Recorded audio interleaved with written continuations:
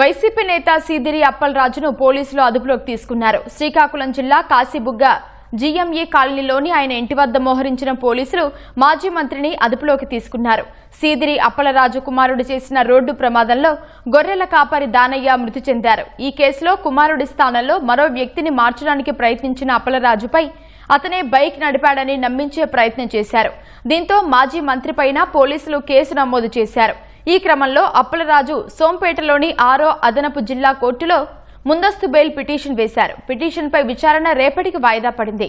ఈ నేపథ్యంలో అప్పలరాజు నివాసం వద్ద పోలీసుల్ని మోహరించారు. ఇదే కేసులో సీదిరి అప్పలరాజు కుమారుడు ఆరవ్ వర్మ వేసిన తాత్కాలిక బెయిల్ పిటిషన్ను ఇదే న్యాయస్థానం డిస్మిస్ చేసింది.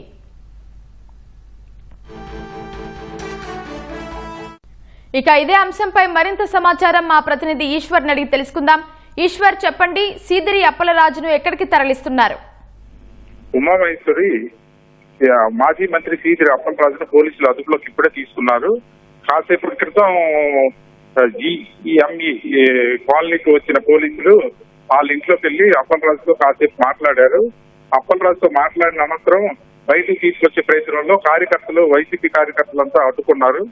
అడ్డుకుంటే మళ్ళా లోపల తీసుకెళ్లే ప్రయత్నం పోలీసులు చేసి మళ్ళా అంతా చెదరగొట్టి అప్పలరాజుని వాహనంలో తరలించే ప్రయత్నం చేస్తున్నారు.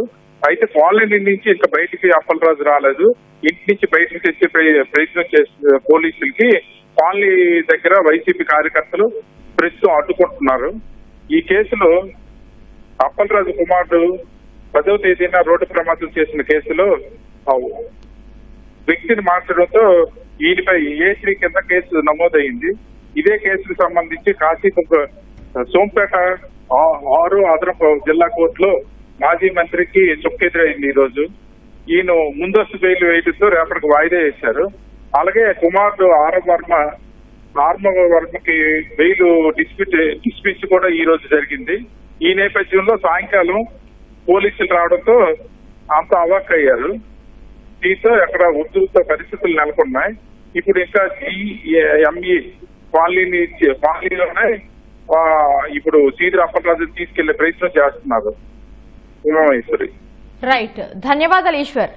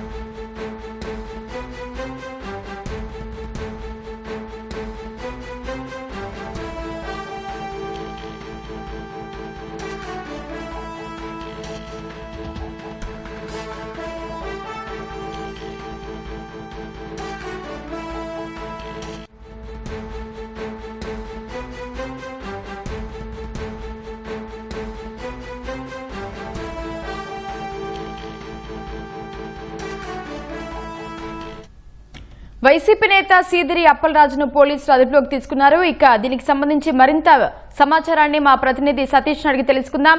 సతీష్, చెప్పండి, సీదిరి అప్పలరాజును ఎక్కడికి తరలిస్తున్నారు?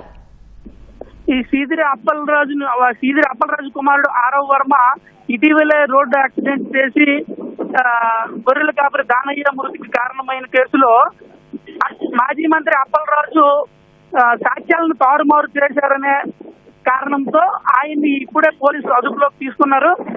ప్రస్తుతానికి అతను నివాసం ఉంటున్న ఇంటి నుంచి కారులో తీసుకుపోతున్నారు. అది పోలీస్ స్టేషన్ కా లేకపోతే హాస్పిటల్ కా మెజిస్ట్రేట్ దగ్గరికి అనేది ఇంకా పూర్తిగా తెలియట్లేదు. ప్రస్తుతానికి ఇంకా అతను జర్నీలోనే ఉన్నారు, కారులో తీసుకుపోతున్నారు. ఈ ఆరవ్ వర్మ ఈ యాక్సిడెంట్ కేసులో ఇప్పటికే సీదిరి అప్పలరాజు సోంపేట 6వ అదనపు కోర్టులో ముందస్తు బెయిల్ కోసం పిటిషన్ వేశారు. దాన్ని కోర్టు రేపటికి వాయిదా వేసింది. ఇంతలోనే పోలీసులు అతని ఇంటికి చేరుకుని 1 గంట సేపటి నుంచి చేరుకుని ఉన్నారు. ఇంతలో వైసీపీ శ్రేణులు అక్కడికి చేరుకుని అతన్ని అదుపులోకి తీసుకోకుండా పోలీసులు విధులకు అడ్డగించారు. పోలీసులు చాలా కష్టపడి అతని ఇంటి నుండి బయటకు తీసుకొచ్చి వెహికల్లోకి ఎక్కించిన తర్వాత కూడా వైసీపీ శ్రేణులు కారుకు అడ్డంగా ఉండిపోవడంతో కాసేపు ఉద్రిక్త పరిస్థితి నెలకొంది. అయితే మొత్తానికి ఇప్పుడు ఒక 10 నిమిషాల క్రితమే అప్పలరాజుని కారులో ఎక్కించుకొని తీసుకెళ్తున్నారు.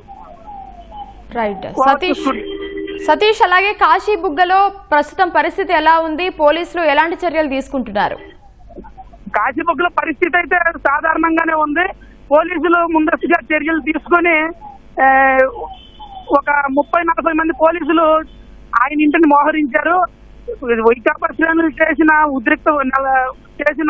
ఉద్రిక్తతలే చెప్తే పలాస మాత్రం పెద్దగా ఇంకా ఎలాంటి ఉద్రిక్త పరిస్థితులు లేవు. అయితే ఇప్పుడు అప్పలరాజుని ఎక్కడికి తీసుకెళ్తారో తెలిసిన తర్వాత అక్కడికి వైకాపా శ్రేణులు చేరుకుని ఏమైనా గలాటా చేస్తాయేమో చూడాలి. రైట్, ధన్యవాదాలు సతీష్.